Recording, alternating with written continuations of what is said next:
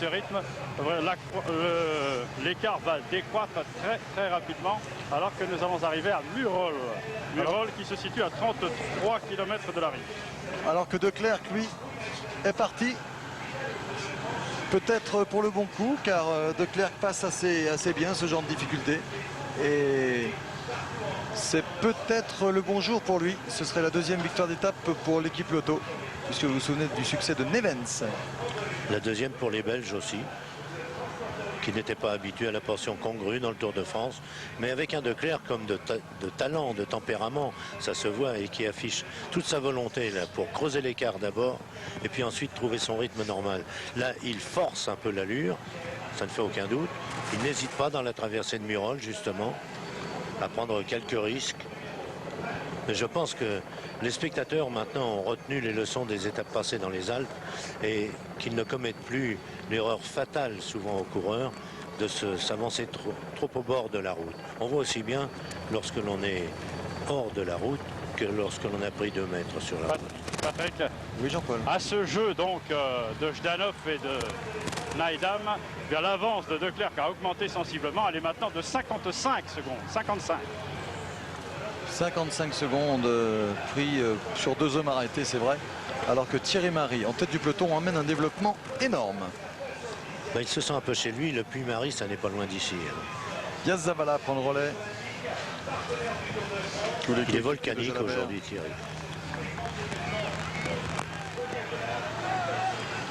Tous les coéquipiers de Jalabert, déjà très en forme hier. Puis c'est bon pour le moral quand Diaz Zabala fait le boulot, quand Martinez en rajoute, quand Stephens en fait aussi. Et bien quand on a vu hier que Jalabert a été tout à fait digne de leur confiance en allant chercher le sprint du peloton, donc et ce maillot vert, eh bien on se dit qu'aujourd'hui ils ont toutes les raisons d'en rajouter encore, car dans quelques instants Museau risque bien de payer ses efforts pour suivre. Patrick, oui. Nouvelle situation à l'entrée de Murol, donc à 55 secondes, toujours l'écart avec les deux coureurs intercalés et 2 minutes 5 secondes l'écart avec le peloton, 2-5. Peloton qui revient très fort sous l'impulsion donc de Thierry Marie et des coéquipiers de Laurent Jalabert, des Once donc, dans cette splendide région. Moins de points. Le lac Chambon maintenant, encore une région touristique ou un coin touristique très apprécié. C'est la journée, justement on va traverser tout ce début de l'Auvergne qui conduit au cœur même de la région et que tous les Français apprécient tant. Et pas seulement les Français maintenant, vous pourrez peut-être le constater encore à l'arrivée, où Hollandais, Italiens même, à la dévotion de Bugno, se manifestent. Et puis puisqu'on parlait des bonifications et de la course au maillot vert, on va s'intéresser, alors qu'on va arriver là au sprint du Chambon, du lac Chambon. On est à 100 mètres ici, on va assister donc au passage de Clercq, l'homme de tête. Et bien on va en profiter pour rappeler dans 50 mètres, une fois que De Clercq sera passé, le classement du sprint de bas en basset, au kilomètre 32 ce matin. Il était 11h05 lorsque les coureurs sont passés. Et voici le résultat. C'est Girotto, Massimo Girotto de l'équipe Carrera qui est passé devant Thierry Marie et devant Sergent. Donc Jalabert et Museau s'étaient neutralisés. Il n'a pas une très belle allure De Clercq, mais il est efficace. Oui, il arrache bien. Il se bat. C'est naturel, il ne travaille pas dans le style.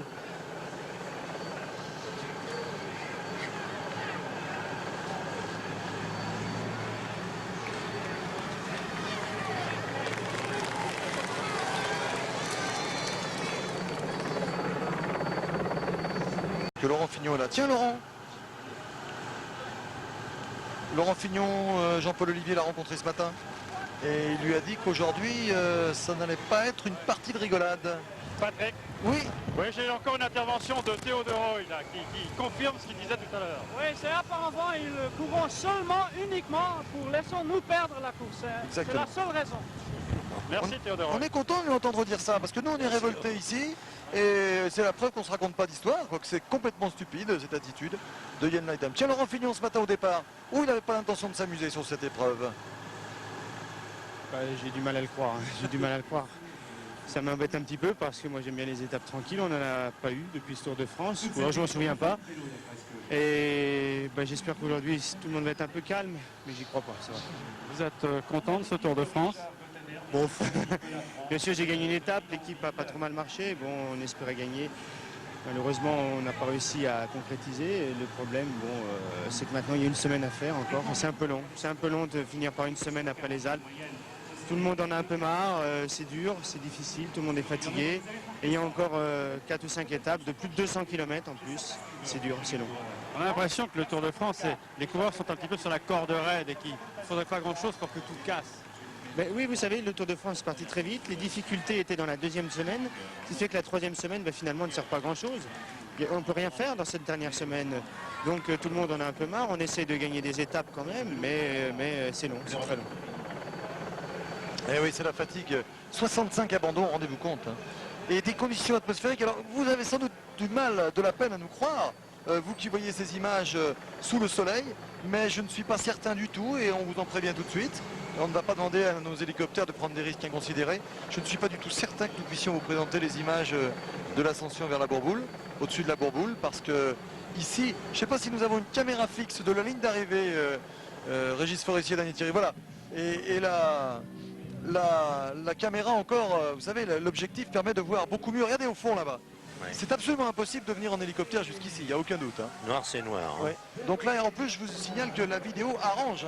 On voit beaucoup mieux avec la caméra. À l'œil nu, on ne voit absolument rien. Et vous nous pardonnerez d'avance, mais peut-être aurons-nous des problèmes pour vous faire vivre cette ascension vers la Bourboule, car les hélicoptères ne pourront assurément pas, si le temps ne se dégage pas dans les minutes qui viennent, survoler la côte de Charlane. Même on l'a vu, la police nationale n'arrive pas à retrouver son chemin. Voilà une chute derrière. Patrick. Non, c'est Laurent qui a crevé. Changement sur crevaison. Laurent Fignon qui a crevé. Deux équipiers qui auraient pu l'attendre un peu plus loin, le temps que tout le monde se remette en route. Patrick. Oui. Alors que l'on aborde le col de la Croix-Moran en ce qui concerne les hommes de tête, l'écart entre Peter de Klerk, Jadolf Naidam est de 1 minute 10 et le retard du peloton 1 minute et 35 secondes. 1,35. Un mauvais tour qu'on a joué à Laurent, on a remis sa chaîne sur le plus grand développement et il éprouve quelques difficultés à relancer la grande mécanique. En tête, ça s'anime. On a déjà vu 2 maillots roses disparaître exactement comme hier et Hodge, après un long boulot, un long relais en tête, s'est laissé rétrograder et un pitoyable peloton l'a passé, vous avez pu le remarquer, ce maillot rose avec un casque au-dessus qui, sur la gauche de notre écran, rétrogradait à tel point qu'on se demande où il peut en être. Les deux hommes sont repris avec un démarrage de Jérôme Simon, semble-t-il, à l'occasion du regroupement un contre, Jean-Paul, vous confirmez? Oui, je suis derrière les hommes de tête. Hein. Je suis en train de prendre un nouvel écart. Je vais me laisser glisser de toute façon en vous donnant un nouvel écart.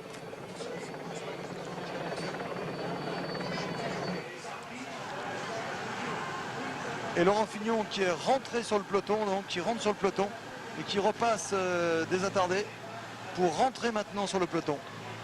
Attendu par 3 équipiers, on lui fait un grand honneur à Laurent et c'est normal, il occupe une bonne place au classement général, mais il faut le réintégrer, le ramener dans un peloton qui vient d'être sérieusement secoué sur le démarrage de Jérôme Simon. Démarrage au mauvais moment pour Laurent, il n'a pas de chance. Hein. Ça n'est peut-être pas par hasard, mais c'est la course, ça. Et il n'a pas l'air de bon poil, le père Laurent. Bah, c'est normal, il a vraiment plus malheureux, c'est dur quand même. Hein. Bah, oui. Il a un incident technique et mécanique au moment où il y a une attaque. Un malheur n'arrive jamais seul. Ah, oui, c'est terrible ça.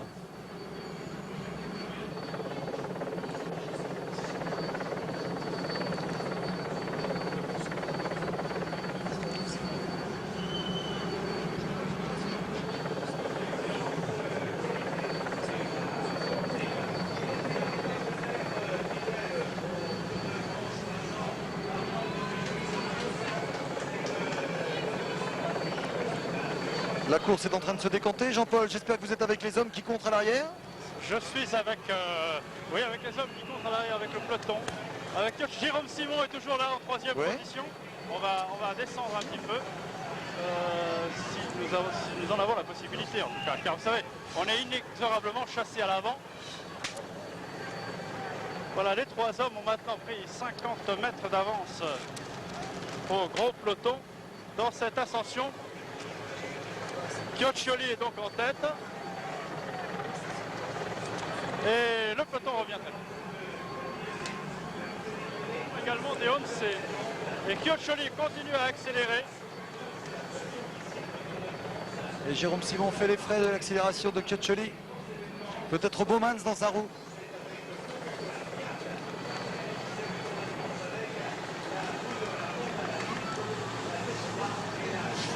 Là, ça devient très dur pour tout le monde.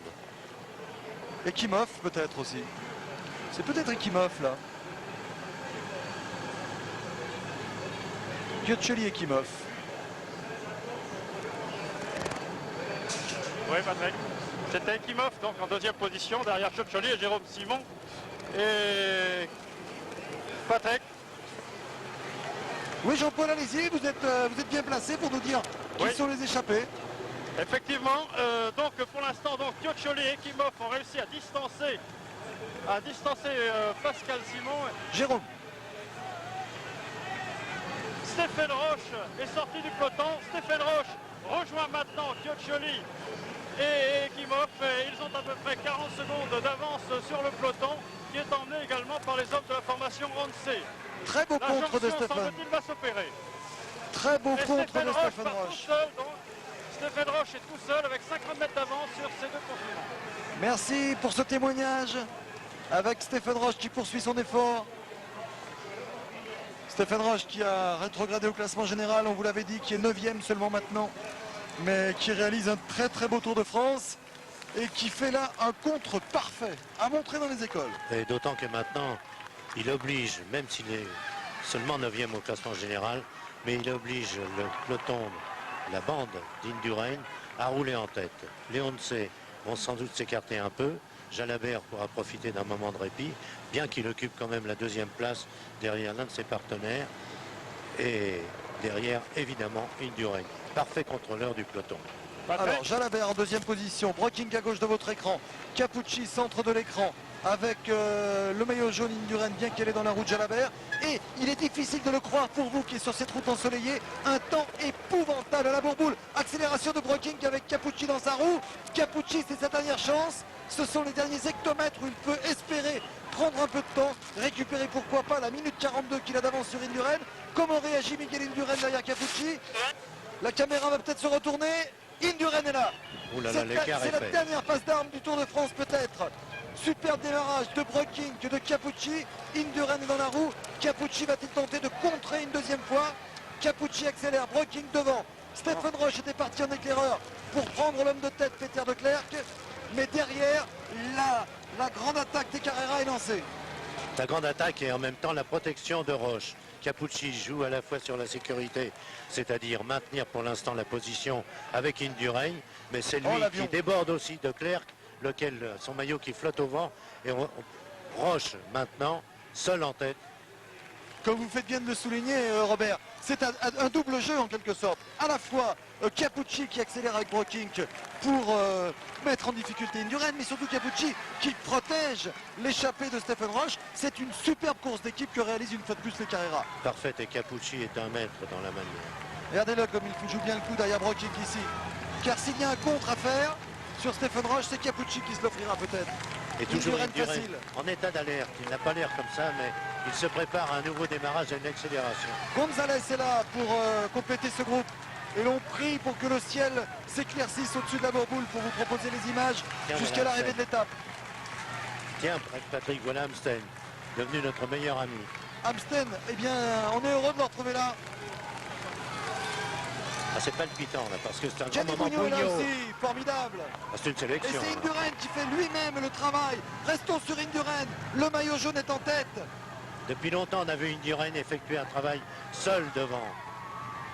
Indurain qui travaille derrière Roche pour faire encore l'écart derrière ses principaux adversaires. Ça, c'est beau de la part d'un maillot jaune. Il n'a absolument pas à avoir cette attitude. C'est simplement pour éviter le contre de Capucci. Et il a du renfort avec Jean-François Bernard qui vient à sa hauteur. Bien joué Jean-François, il était temps. Indurain n'avait pas envie de rester longtemps dans cette position. Et Jean-François, on ne le dira jamais assez, a accompli un travail auprès de son leader le maillot jaune, énorme. Merci messieurs pour cette nouvelle passe d'armes. Vous nous avez régalé tout au long de ce Tour de France. Eh bien vous continuez. Avec Stéphane Roche qui est parti. On va jeter un petit coup d'œil du côté de Stéphane. Splendide. Avec le mauvais temps là-bas au fond, tout droit devant vous.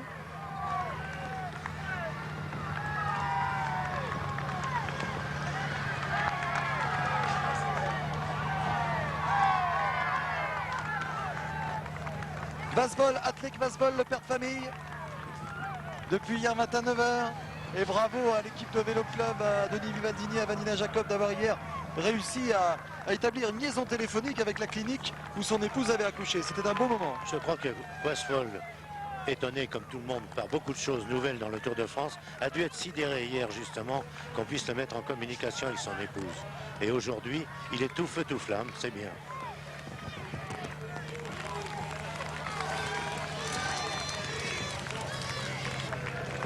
Si Roche est dans ses bons jours, il va falloir aller le chercher parce qu'un Roche avec 1 minute d'avance, Ah oui, c'est un homme déchaîné en surtout principe. que c'est exactement son terrain. hein, Ah Roche. oui, oui, parfait. Vraiment. Patrick. Oui, Jean-Paul. 11 secondes pour Stéphane Ah, Roche. c'est pas beaucoup. Hein.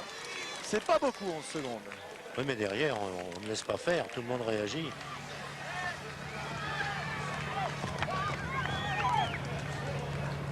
Ah, Mais c'est il un prépare match peut-être difficile. aussi à aller savoir une attaque de Mais Capucci, bien sûr. justement. Mais il va se gêner. Contre Indurain. Contre Indurain. Et c'est pourquoi Indurain ne quitte pas, mais d'un boyau, Capucci. Capucci en 3e position, Amstin 4e maintenant.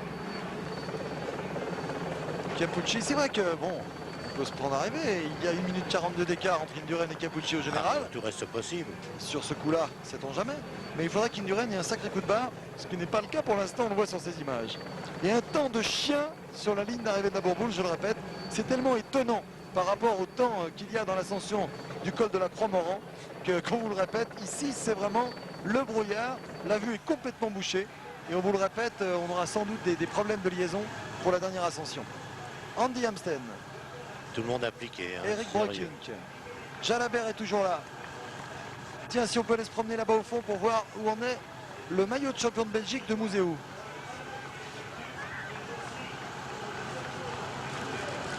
Le fidèle Stephens aussi, qui fait un très bon Tour de France, se retourne vers Jalabert et Patrick. Bougnot. Oui, 15 secondes, ça augmente légèrement. très bien, Pascal Lino à gauche de votre écran, toujours bien placé. Ketcholi est là aussi. Et on cherche toujours le maillot. Brian Holm remonte là.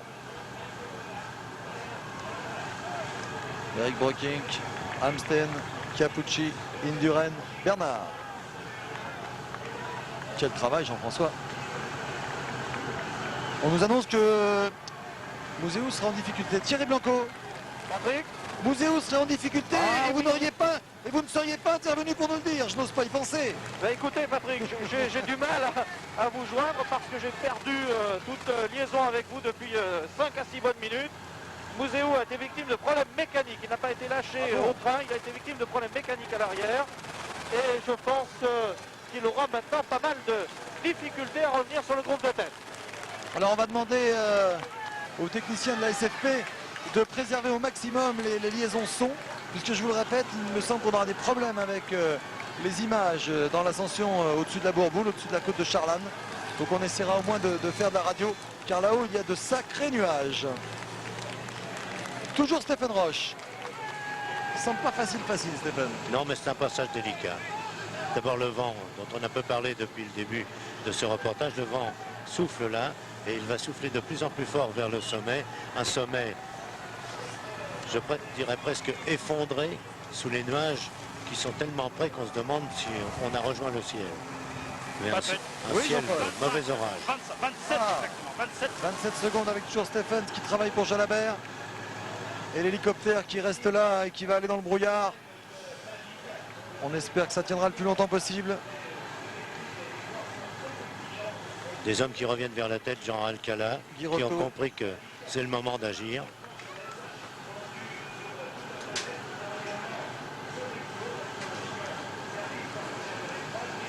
Et oui, puisqu'il fait un temps de chien aujourd'hui, c'est la Saint-Bernard devant. Porte bien son nom souvent. Tiens, Jean-François Bernard, si on l'écoutait, il a parlé ce matin il a parlé à Jean-Paul Olivier et on lui disait donc que Indurain ne risquait pas d'être inquiété parce que l'étape n'était peut-être pas assez difficile pour de grandes attaques. On écoute Jean-François Bernard. Oh, il a du Le mal. problème, c'est qu'il faut toujours avoir l'œil sur Capucci. Je crois que c'est le problème, mais bon, Miguel a qu'un homme à marquer, c'est Capucci, donc je pense pas qu'il puisse faire passer à l'offensive, c'est possible, mais prendre du temps à Miguel, je pense pas. Parce qu'il est toujours serein. Plus on va vers la fin, plus il se sent bien. Mais enfin, il ne s'est jamais senti tourmenté. Oh non, je crois qu'il n'a jamais douté. Nous, on n'a jamais douté de Miguel. Hein. Je crois qu'il a prouvé dans les week-ends des Alpes qu'il avait juste à suivre. Hein. Capucci a tenté de faire sauter le Tour de France. Bon, il peut dire qu'il a fait un numéro le jour de l'étape de Sestrières, mais bon, ça s'arrête là. Je veux dire, un numéro, c'est pas gagner le Tour de France. Et nous, on n'aura peut-être pas fait de numéro, mais je veux dire, on a l'objectif de ramener le maillot jaune, que ce soit avec une minute. Je dis, ça suffit. Ah oui, il reste le contre-la-montre. Ouais, je crois que ça c'est important. Et pour nous, ce qu'on veut, c'est amener Miguel au contre-la-montre avec l'avance qu'il a en ce moment sur Capucci. Et puis ensuite, je crois qu'il pourra se permettre d'essayer de remettre une minute à Capucci, comme ça sera très bien. Autrement dit, ce profil de fin de tour lui va forcément. Ça lui va forcément, mais enfin, voudrait bien être arrivé à Paris, hein, parce que c'est très très pénible et je crois que beaucoup de coureurs sont très fatigués. Eh bien, Jean-François Bernard est peut-être fatigué, mais il donne tout pour son leader. Et il n'est pas le seul, puisqu'il a ici l'aide de Julian Gorospe, comme d'habitude. Les jours se suivent et se ressemblent pour Julian Gorospe et Jean-François Bernard. Avec Brian Holm qui remonte encore là au centre de votre écran. Indurain bien placé. Capucci est très certainement dans sa roue. Et Stéphane souffre à l'avant, mais il sait souffrir, Stéphane, on le sait. C'est vrai que les jours se ressemblent parce que Vona est là aussi, toujours. Mais je trouve que Jean-François Bernard est un peu sévère pour Capucci. N'hésitez pas à croiser les doigts, les hélicoptères ne peuvent pas passer dans ces nuages-là. J'espère qu'on gardera la liaison son, mais on va perdre l'image dans quelques instants. Oui. Oui, et retour dans le groupe de tête de Jean-Cyril Robin et Thierry Bourguignon. Jean-Cyril Robin, toujours en tête de la Coupe de France Peugeot et qui s'appliquera à défendre cette position sur la fin de saison. La voiture Mavic dépannage là s'est arrêtée et passe derrière l'homme de tête. Ça veut dire qu'il y a plus de 30 secondes entre Roche et ses poursuivants. C'est bon signe pour Stéphane, mais il semble vraiment avoir du mal. Il est à l'arraché. Quand il emmène un grand développement, c'est parfois trompeur. Recherche toujours les portions les plus roulantes de la route. Route tellement améliorée dans la région depuis 15 ans qu'on a encore envie d'applaudir la direction des ponts et chaussées. Décidément, les routes de France, en dehors des autoroutes, présentent des qualités qu'on retrouve rarement par ailleurs. Patrick, sauver 1 km. Oui, Sauver 1 km pour Stéphane Roche. Sauver 1 km avec Merci. 37 secondes d'avance. merci. Stéphane Roche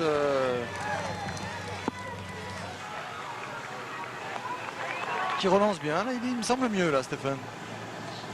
Il est maintenant rompu à l'exercice du rouleur. Il n'est pas forcément devenu le meilleur rouleur contre la montre dans les étapes du Tour ou des grandes courses par étapes, mais il est toujours là. Et son action générale maintenant semble imprégnée dans cette nouvelle position qu'il a travaillé, il n'y a aucun doute.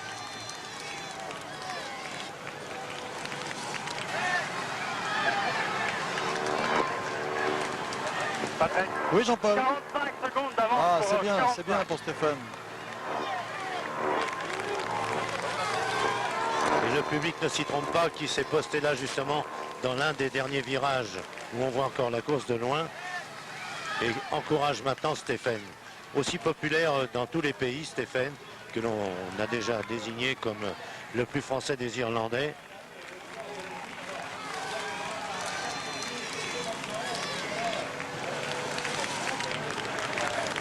Nous serons à la Bourboule dans moins d'une demi-heure. La belle route, la Bourboule, le Mont d'Or. Des noms qui signifient évasion, bonheur de vivre, santé, etc. On vous avait dit qu'il faisait mauvais. C'est terrible et très étonnant aujourd'hui de trouver un temps pareil. Il s'enfonce dans la brume. Oh, les pauvres, en montant tout à l'heure sous des trompes d'eau, on voyait ces gens qui avaient prévu la grande fête, qui avaient installé des petits tréteaux pour recevoir des amis, pour faire des pique-niques. Ils ont été obligés de retourner à la maison chercher des anoraks et des bonnets.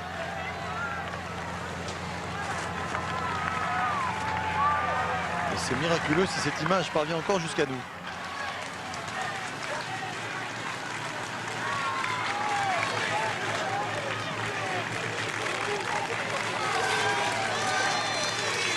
Vers le sommet de la Croix-Moran, 20 km encore à couvrir. Et Stéphane Roche donc passe aux 20 km.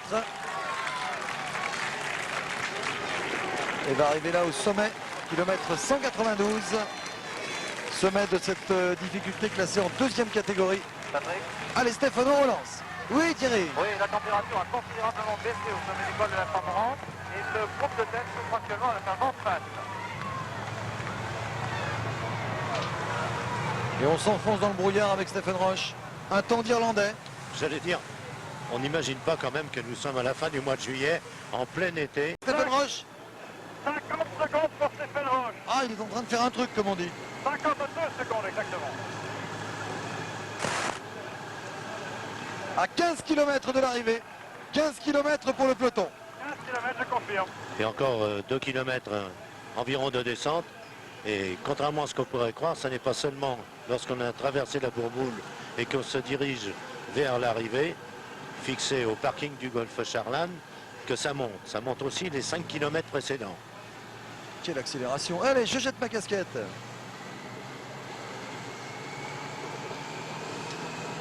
Et toujours les mêmes. Simon, le Danois. Perini n'est pas loin. Girotto ne doit pas être loin non plus.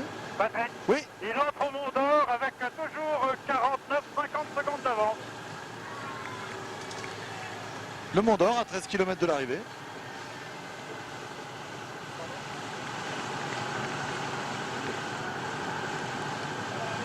Alors qu'on nous annonce que les hélicoptères ont pu atterrir dans un champ puisqu'ils ne pouvaient pas passer, donc qu'ils étaient cloués au sol, ils ont pu trouver un champ pour atterrir.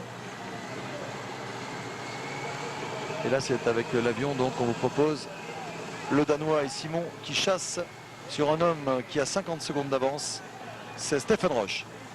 Elle est belle cette route. Le Mont d'Or, on arrivera tout à l'heure à la Bourboule dans 8 km, 7 km. Massimo Girotto est là. Oui. –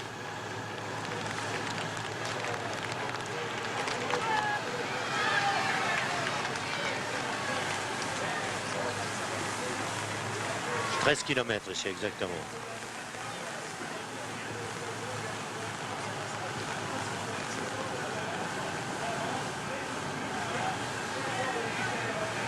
Encore une accélération. Le Danois veut faire exploser le peloton à tout prix. Et même si ça ne les amuse pas, les Capucci et Audrine Durain sont bien obligés de suivre. Hein. On avait eu Brian Holm tout à l'heure, c'est marrant parce que derrière le Danois, le Français, c'était le Danois Brian Holm qui a attaqué. Ah ben je crois qu'ils sont de connivence tous les deux, justement. Ça permet aux journalistes Danois d'aller un peu plus loin dans l'analyse de leur propre course. Patrick, Oui. Simon Salaver, Danois et Girotto ayant été repris, il y a toujours 45 secondes d'avance pour Stéphane Roche sur le peloton regroupé. Holm est repris. Grâce à Julian Gorospe. Et toujours les coéquipiers de Jalabert. Avec Philippe Louvio qui fait un travail considérable. Ça va être difficile pour Stéphane là, alors que la montée a commencé pour Stéphane Roche.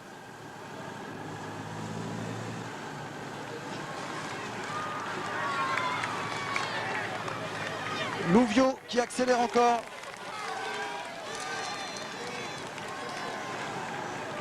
Dans la Bourboule maintenant.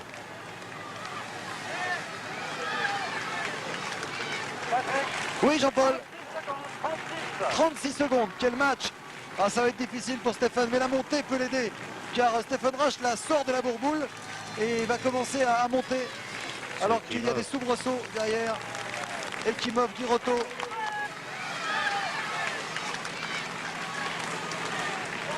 Il est déchaîné aujourd'hui, Ekimov.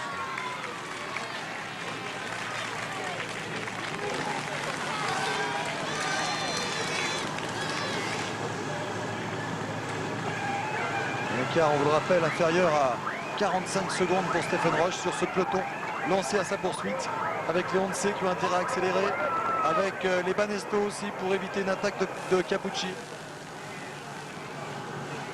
Ah, Stephen Roche a beaucoup à jouer. Ce serait vraiment superbe.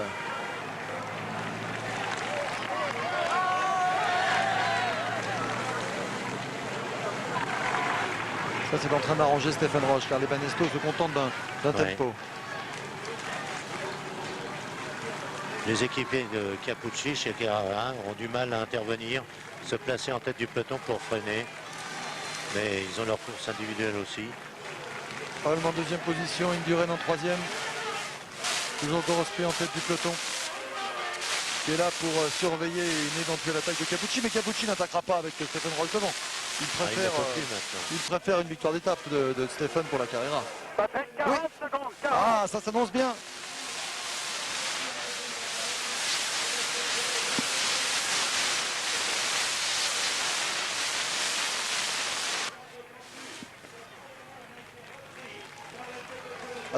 Attaque encore. Le Danois. Quand il n'y en a plus, il y en a encore. Oh là là. Et Stephen Roche qui souffre, mais qui donne tout ce qu'il a. L'homme des brumes, là. Un temps qu'il connaît bien.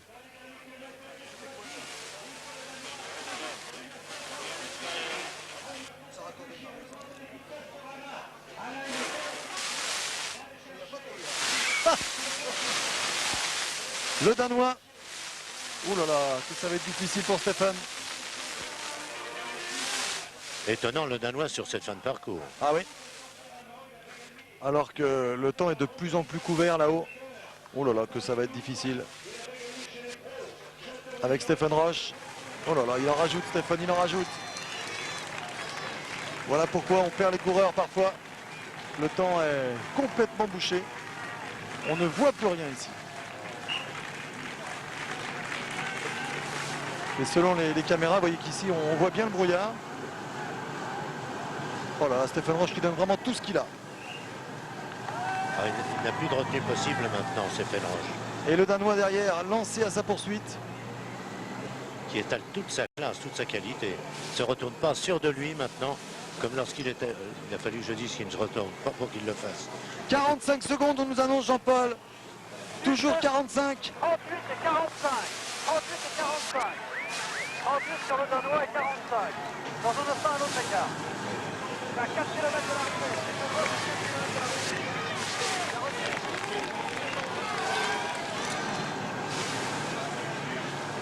Le Danois lancé à la poursuite de Stephen Roche. Alors qu'il reste 5 km environ. Stephen Roche, 4 km, il va passer sous la banderole dans un instant. Et oui, 5 km pour le Danois. Et un peu plus de 4 pour Stephen Roche. 38 secondes pour le Danois, 45 secondes pour le peloton. C'est jouable. Ah, c'est très jouable. À la fois pour Roche et pour le Danois, qui met tout le paquet. Personne, je pense, à cet endroit-là ne pourrait rouler plus vite que ne le fait le Danois. Il n'a pas fait bien seul instant alors que c'est sa 4e sortie du peloton. Je vous rappelle qu'au début du Giro, eh bien, il était 2e du classement général alors qu'il passe là à 4 km de l'arrivée. Le Danois 2e du classement général derrière Indurain. Au début du Giro, il avait été le meilleur jeune, puis il avait abandonné. Il a gagné Clermont-Ferrand-Limoges, pas loin d'ici en 1990. Et puis le Grand Prix du Muguet en 90, c'était son autre succès. Le Danois qui est, on vous l'a dit et répété, pour nous qui est l'un des grands hommes de demain dans le peloton. Non mais là il a fait une série d'erreurs. Je crois qu'il a mis un peu trop le paquet. Et tout Montreuil doit actuellement souffrir avec lui. Abelardo Rondon semble-t-il. L'ancien coéquipier de... Oui, oui. Et c'est Rondon qui est parti en contre pour l'équipe Gatorade. Déjà vainqueur d'étape ici avec Laurent Fignon. Patrick, Oui. le peloton est à 54 secondes. Ah oui, ça s'annonce très très bien pour Stephen Roche. Je pense. Mais un retour de Rondon est toujours à craindre. Il nous a habitués à ce genre de finale sur les 5 derniers kilomètres lorsque les arrivées sont jugées en sommet.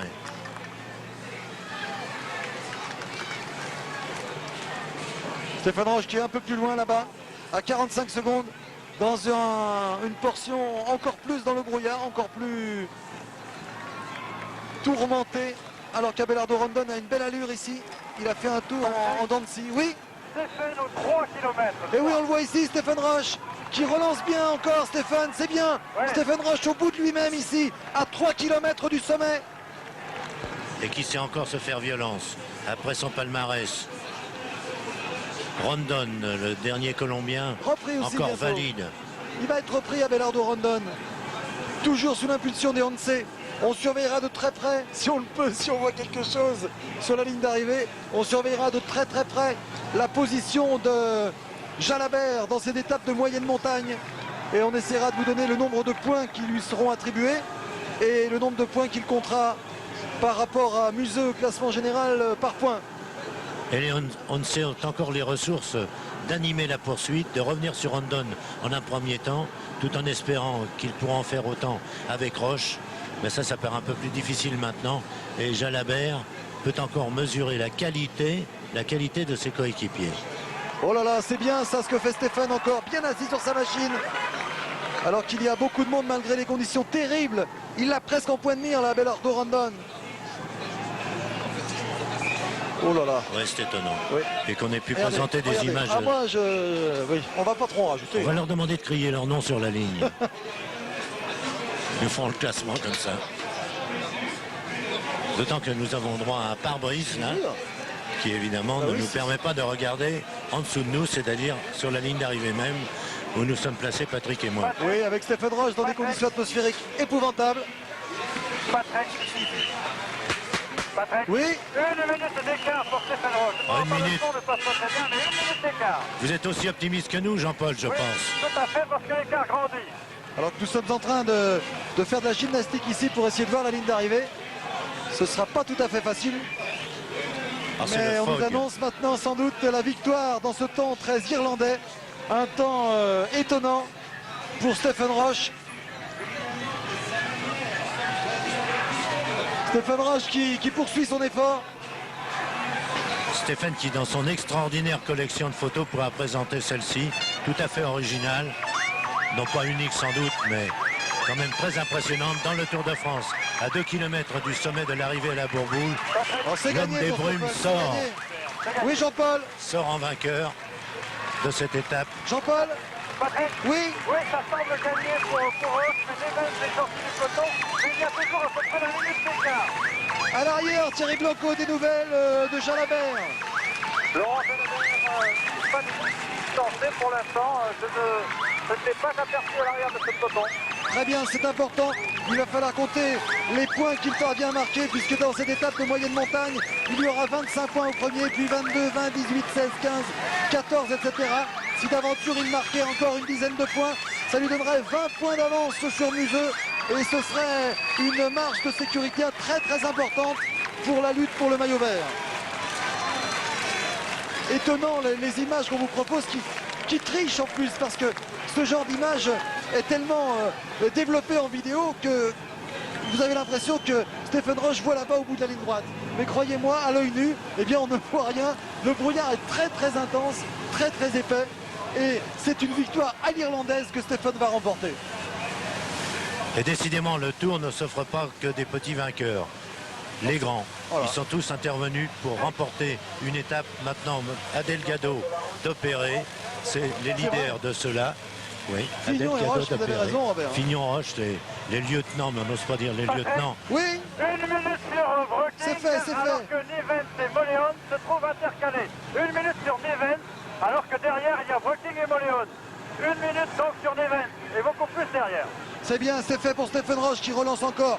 Stéphane Roche qui remporta le fameux triplé en 1987, vainqueur du Tour de France, vainqueur du Giro d'Italie, vainqueur du championnat du monde, avec des places superbes dans bien d'autres courses. Deuxième de Liège-Bastogne-Liège cette année-là. Liège-Bastogne-Liège et dont il termina deuxième et troisième. Oui, Le peloton est regroupé maintenant, il y a des démarrages sans arrêt. Mais en tout C'est- cas, il a toujours 1 minute pour Stéphane Roche. et c'est la flamme rouge pour Stéphane Roche, la flamme rouge pour Stéphane qui va au bout de lui-même. On disait ces jours derniers qu'il y avait un qualificatif que l'on devait toujours employer lorsqu'on parlait de Stéphane Roche, c'était le panache. On devait parler d'un coureur de panache, et bien aujourd'hui il le prouve encore. Roche somptueux, Roche à l'irlandaise. On va essayer d'éviter le fameux cliché du fighting spirit. mais c'est là tout l'esprit de Stéphane Roche qui transparaît dans cette image. Et pourquoi l'éviter? Bien au contraire, Stéphane l'illustre tellement, alors qu'il est à l'arraché au bout de ses possibilités.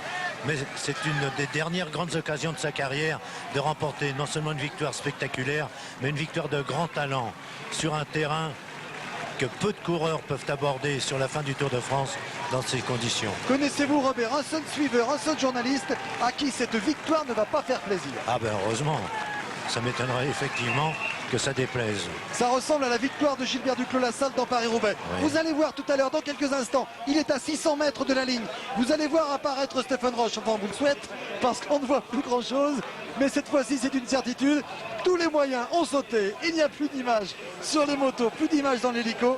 Mais bravo à ceux qui ont réussi à nous fournir tout de même jusque-là ce témoignage de ce succès. Un phare au fond là-bas, une moto qui annonce sans doute l'arrivée de Stéphane.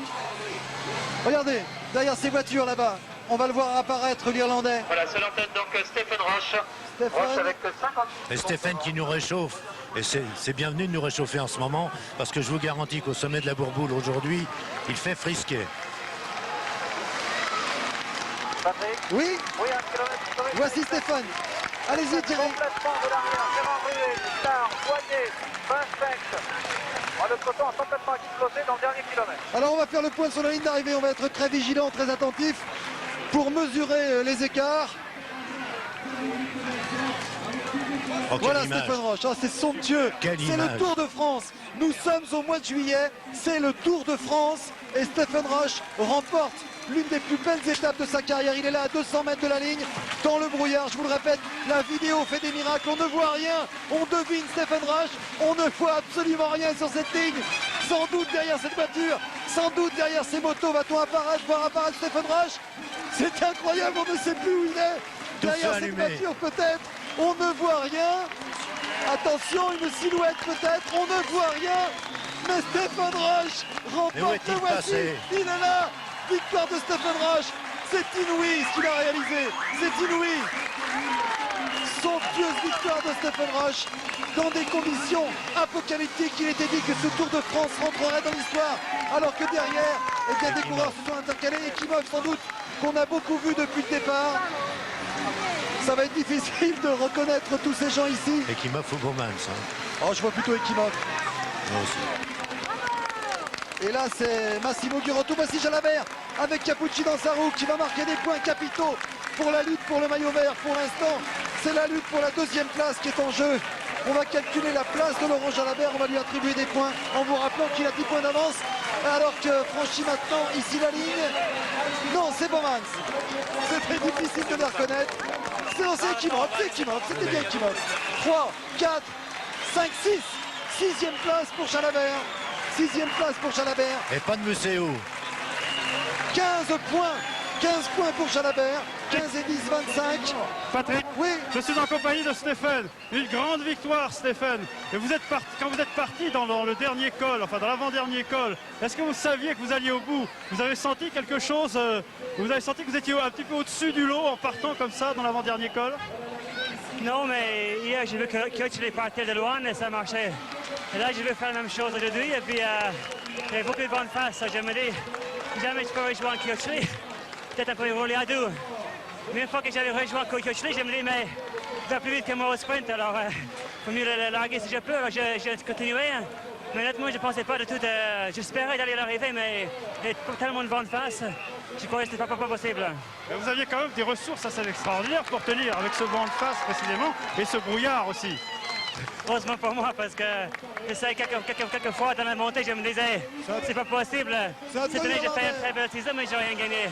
Alors, je me disais que là, bon, maintenant, ils vont me rattraper à 100 mètres de la ligne, ou ils vont me prendre. Mais bon, bah, je suis vraiment heureuse pour moi, ma femme et les enfants, parce qu'on a beaucoup travaillé depuis très longtemps pour réussir. Et puis là, pour moi, c'est vraiment un de mes plus belles victoires, je crois. c'est un Qui a tour formé vos irlandais. écarts. Oui, je crois que Bernardino, dans la voiture derrière, il m'a renseigné assez souvent, mais quelquefois, je croyais qu'il me disait pour me faire plaisir, parce que bon, je roulais bien, mais je me dis que le peloton derrière, contre ce vent, il roule beaucoup plus vite que moi. Alors je me dis, bon, bah, il dit 1 minute, 50 secondes, 58 secondes. Je me dis, bon, bah, c'est pas possible de maintenir comme ça. Alors, ben bon, bah, c'était bien pour moi. Ah, il est heureux, Stéphane Roche. Oui, c'est un temps irlandais aujourd'hui, avec 36 de moyenne. Laurent Fignon, Claverola qui franchissent la ligne. Et on ne voit toujours pas le maillot de champion de Belgique, qui a dû être largement distancé. Alors si nos comptes sont bons, avec 15 points remportés aujourd'hui, plus les 10 points d'avance qu'il avait au classement, eh bien Laurent Jalabert aurait 25 points d'avance au classement du par point, ce qui voudrait dire donc qu'il peut s'offrir 25 points. Il pourrait laisser Museeuw remporter une étape avec 35 points et lui derrière être seulement dans les 10 premiers. Si Jalabert n'a pas une grosse défaillance, eh bien normalement il devrait garder ce maillot vert. Robert, on a dit que ce tour était plus qu'étonnant, qu'il rentrerait dans l'histoire parce qu'il est le plus rapide de l'histoire du Tour de France, mais aussi parce qu'il se passe des choses étonnantes. La journée d'aujourd'hui, ce brouillard, ce froid qui nous envahit là sur la ligne d'arrivée prouve encore que c'est un tour qui n'est vraiment pas comme les autres. C'est-à-dire que chaque jour se déroule sans qu'on ait pu imaginer quoi que ce soit. Vous auriez pensé ce matin, par exemple, à Saint-Étienne, oh, les jolis. Vous auriez pensé ce matin à Saint-Étienne qu'on allait découvrir une telle température, un tel climat au sommet de la Bourboule et qui allait en quelque sorte inciter les coureurs à créer l'exploit, à l'endosser cet exploit. C'est ce qu'a compris Roche en particulier. Alors en parlant d'endosser, eh bien il y en a un qui endosse son maillot vert avec beaucoup de plaisir, c'est Laurent Jalabert. Laurent Jalabert qui attend. Ah, les commissaires demandent d'attendre, peut-être parce que Museeuw n'a pas franchi la ligne, mais je ne vois pas le problème. Non, mais il aura peut-être une pénalité sur encore Jalabert. Oui. C'est pour ça que lui-même doute un peu. En tout cas, on peut imaginer, Patrick, que demain, Museeuw aura de la compagnie. Et on le sait, autour de lui, il y en aura beaucoup. Ah oui, surtout que demain, alors aucune difficulté, ça peut être un sprint massif. Alors l'avantage pour Léon C, ce serait de lancer une échappée pour éviter de distribuer trop de points. Mais je trouve qu'il a beaucoup d'allure, moi, ce maillot vert. Patrick. Bien sûr, Oui, Jean-Paul, priorité. Oui, je suis avec Eric Boyer. Une étape encore éprouvante aujourd'hui. Ouais, éprouvante, c'est encore parti à bloc. On se demande pourquoi, parce que c'est des rouleurs, des routiers sprinters qui partent à bloc. Quand on sait qu'il y a un col dans le final, on se dit que c'est pas possible qu'ils aillent au bout, mais je sais pas pourquoi. Enfin, c'est comme ça, depuis le départ, c'est comme ça. Puis après, ça s'est bien calmé un petit peu. J'ai retrouvé un petit peu l'ambiance du Tour de France. On a pu discuter un petit peu avec les copains. Puis un final très dur avec la pluie, un peu froid. Enfin, on a encore fait une belle étape, une belle course. Merci Eric Boyer. Alors désormais, c'est Laurent Jalabert. Laurent, alors ce maillot, Laurent Jalabert est consolidé. Mais vous avez souffert tout de même. Arrivée de Museeuw, regardez, Jean-Paul. On a l'arrivée de Museeuw. Museeuw franchit la ligne. Là, c'est un ralenti. Mais voyez, hop, maintenant, vous le voyez devant vous. C'est pas grave. Hein. De toute façon, c'était pas un jour pour lui. Bon, aujourd'hui, c'est un terrain qui m'était favorable. Il fallait que je m'accroche. Et bon, j'ai pris mes responsabilités parce qu'il fallait absolument que je creuse un petit peu l'écart pour ce maillot vert parce que les étapes à venir seront peut-être un peu plus favorables pour lui. Donc aujourd'hui, je me suis bien accroché. Bon, je crois que j'ai fait 6e de l'étape. Je sais pas, je dois avoir quelque chose comme 25 points d'avance. Exactement, c'est déjà exactement. une avance assez confortable. Il calcule bien. Hein. Vous dites que les prochaines étapes lui seront favorables. C'est pas forcément évident. Non, c'est pas évident, mais disons que ce que je voulais dire, c'est qu'elles me seront moins favorables que celles d'aujourd'hui ou celles d'hier. Donc dans ces étapes-là, Museeuw a plus de chances de prendre des points. Et bon, il peut y avoir des concours de circonstances, une crevaison ou des chutes. Et bon, je ne le souhaite pas, mais enfin, on peut tout perdre dans un sprint massif comme ça. Ah, un maillot sur le dos, vous êtes confiant. Oui, bien sûr. Ouais, son intérêt, merci Jean-Paul, va être de lancer, si possible, de laisser partir des échappées. Car il a donc, il calcule bien, c'est les vrais matheux. Hein. Il avait 10 points, 10 plus 15 égale 25. Et il y a 35 points donnés au vainqueur. Bon, pour que vous compreniez mieux, si Museeuw l'emportait, il aurait 35 points. Et il suffirait à Laurent de terminer 1, 2, 3, 4, 5, 6, 7, 8, 9, 10, 11, 12, 13, 14, 15, 16e de l'étape pour ne pas perdre son maillot. Puisque le 16e a 10 points et le premier en a 35. Donc ça veut dire qu'il a quand même une petite marge de sécurité. Alors que nous ne sommes pas encore au Paris-Pékin. Ce sera sur Antenne 2, mais un peu plus tard. Mais qu'avec Robert, on a été surpris comme tout le monde. On a été obligé de sortir les blousons.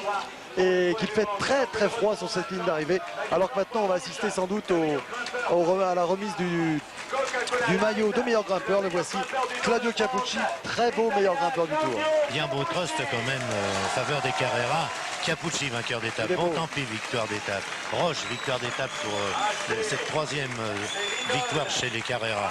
Et puis n'oublions pas Abdou Yaparov qui s'est aussi offert une deuxième place avant de disparaître. La course magnifique accomplie par Girotto, Perini au classement général, les tentatives de Rocciolo. Bref, tout le monde marche dans cette formation et il est bien normal qu'à partir de là, les bouquets abondent et que Capucci affiche un tel sourire. Pourtant, il n'est pas le premier du classement général. Il lui reste de moins en moins de chances de le devenir cette année. On en parlera pour les autres années. Mais il est satisfait parce qu'il sait qu'il a tenté le maximum pour obtenir cette place, pour surtout forcer la victoire. Indurain est là. Pas de chance pour Capucci, mais qu'il se dise bien que l'avenir n'est pas bouché pour lui. Dites-moi, ce monsieur à gauche, là, en t-shirt, là, il a pas froid. Vous, Non.